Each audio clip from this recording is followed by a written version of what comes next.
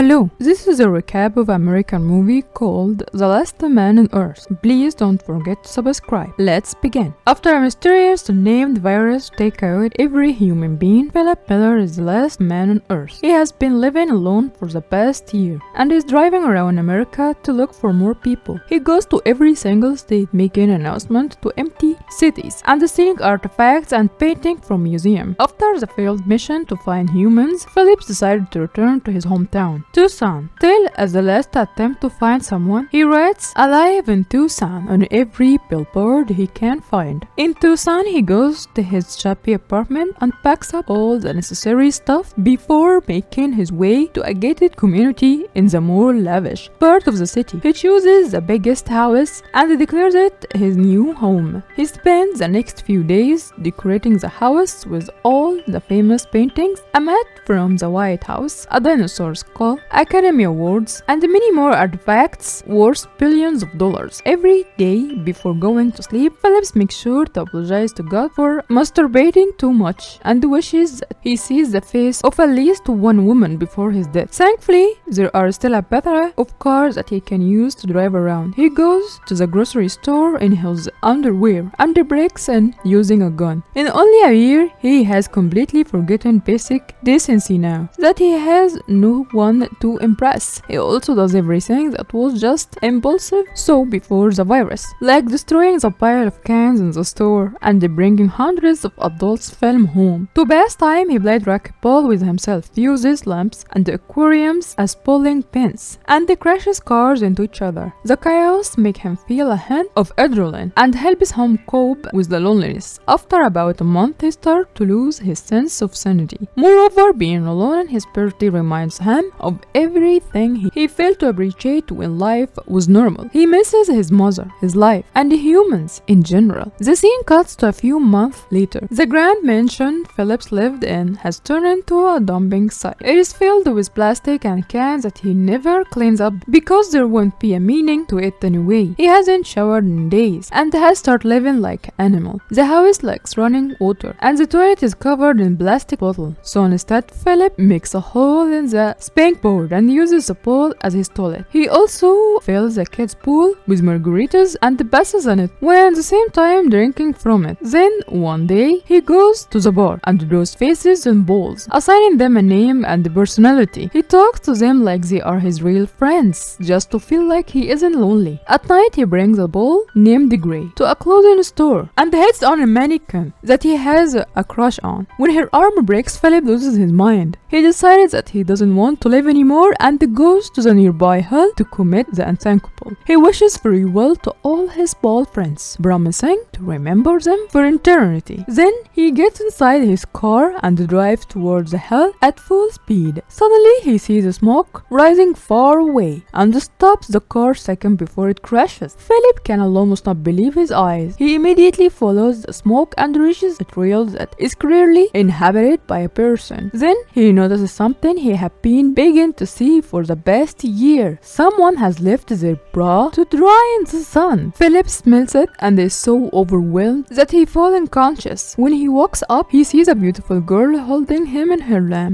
She seductively promises to fulfill his wishes and kisses him. Philip is enjoying the kiss before he wakes up and realizes he was dreaming. The girl in front of him is less attractive and older. She is performing CPR on him to bring him back. They pull away from each other, weirded out on seeing another human after so long. Philip asks her where the beautiful woman is until she points out he should be worried about his wet underpants instead. It turns out that he beat himself when he was unconscious. Even in a situation like this, Philip claims that he was swimming from the front side earlier, which is why his underpants are wet. He aggressively starts explaining that he did not pee himself, which makes the girl panic. She brings out a gun, asking him to stay away. Philip finally admits that he did it in fact pee and is embarrassed. After both of them calm down, they introduce themselves. The girl's name is Carol. She used to be an analyst before the virus and has been wandering around America after everyone died. She saw the Alive in Tucson sign and come here to see if she really is the last person alive. Although Philip had been dying to meet a woman, he isn't very excited to see Carol. She repeatedly corrects his grammar, doesn't understand his jokes, and keeps talking about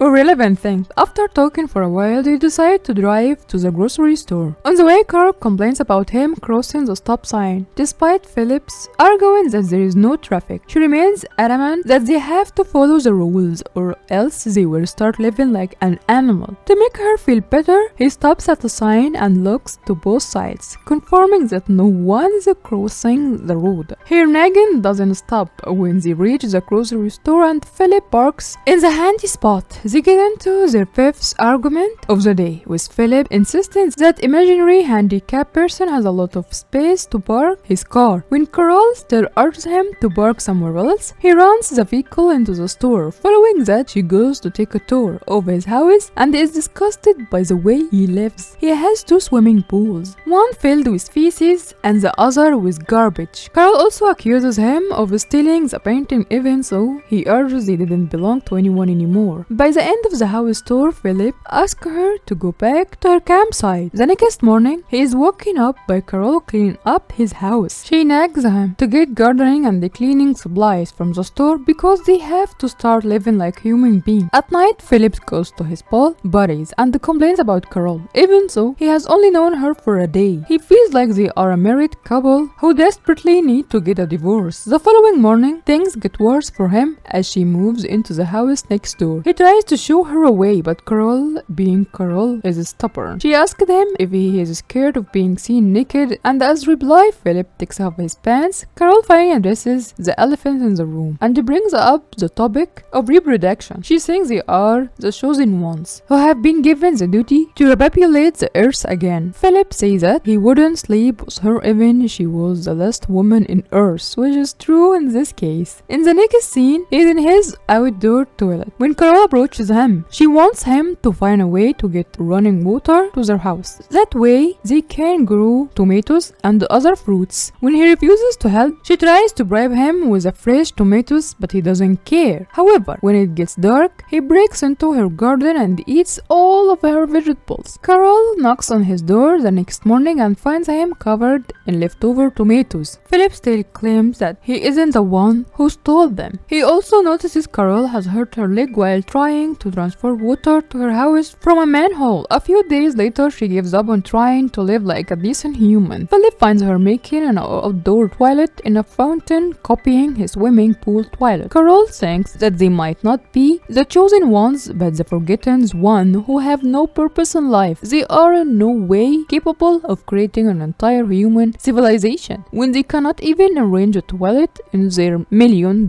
mansion. Philip, who is used to seeing Carol as an optimistic person, feels awful for her. So he goes to the city's water tank and arranges a way to water Carol's garden. She is finally happy to see a good side to him and invites him to dinner. At night, Philip enjoys an organic meal after a long time. The topic of sex is brought up and Philip says he is ready to sleep with her now. However, to his surprise, Carol doesn't want to make love before marriage. Initially, Philip laughs, thinking that it is a joke, but she turned out to be serious. Even though the idea is ridiculous, he proposes to make her feel better. At last, they decided to get married the next day. In the following scene, they are in a church saying their vow. Philip thinks it isn't necessary, but goes with the act anyway. When they step out of the church, they are welcomed by a crowd of guests. Philip realizes he had made a mistake and screams. Then he wakes up on his bed, thankful that it was only a dream. He even has to check out the window to ensure that most of the world is still dead. A while later, Carol comes to his house with food. She thinks they should elect the president of the United States by voting. It is useless, but Philip elects himself and becomes the president anonymously. Then the two enjoy spaghetti and raisins balls, which Carol thinks is a good alternative to meatballs. Following that, the day of the wedding finally comes. Carol prepares the decorations and the cake, while Philip is tasked to get rings for them. However, instead of getting the rings, he throws a bachelor party for his pool buddies, setting fire to random things in a parking lot. He even goes to say goodbye to the mannequin, telling her that she will always remain the love of his life. At the end of the day, he goes to the church where Carol has prepared a recording that will officiate their wedding. After a brief pause, it is finally the time to exchange rings. It is when Carol discovers that he didn't get them. She realizes she is the only one putting efforts and calls off the wedding. Later, Philip knocks on her door, trying to talk to her, but she doesn't reply. So he breaks the front door with a hammer. summer and to enter the house. To his surprise, she has actually put in effort to decorate it. She has even prepared a cake for them with a statue on top. Philip feels awful about what he did and apologizes to her. He also reveals that he doesn't really like her personality or the food she cooks, but even so, he is glad that she exists because without her he would not be alive right now. With that being said, Philip brings her out to do something special. In the following scene, they go to a jewelry shop where Carol gets all the rings she wants. She finally officiates the wedding and are declared husband and wife. At night, the two make love, but the experience is not how Philip thought it would be. Carol cannot stop talking throughout the night, making strange remarks that she thinks are hot. The next morning, she finds him playing racquetball in his home. Philip thinks she is going to nag him again, but to his surprise, she joins him in the game. They enjoy the rest of the day doing things like Philip normally does. They make fireproof suits and they set each other on fire, run a bulldozer over beer cans, and go to meet Philip's ex-girlfriend, who is a mannequin. Carol talks to her for a while before beating her up for hitting on her husband. For the first time, Philip is glad that he married her and thinks that their life might be tolerable. As they are driving back home, they suddenly hit a limo on a junction. Shocked, Philip runs to the car and sees a beautiful woman come out of it. Just when he thought he was happy with his wife, he starts to regret their marriage.